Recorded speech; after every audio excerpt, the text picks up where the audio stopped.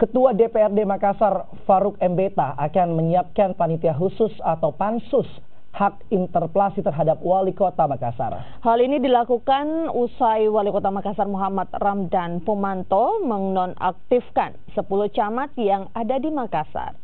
DPRD Kota Makassar segera menggelar rapat khusus usai Lebaran ini terkait dengan hak interpelasi dan mosi tidak percaya terhadap Wali Kota Makassar yang telah menonaktifkan 10 camat.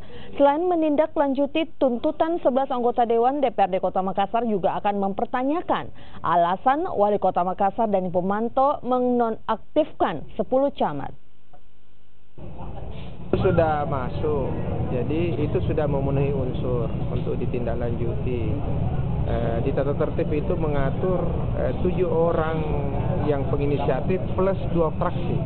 Kemarin sudah berlebihan fraksinya, ada Golkar, ada Nasdem, ada Hanura, dan sudah lebih dari 10 orang.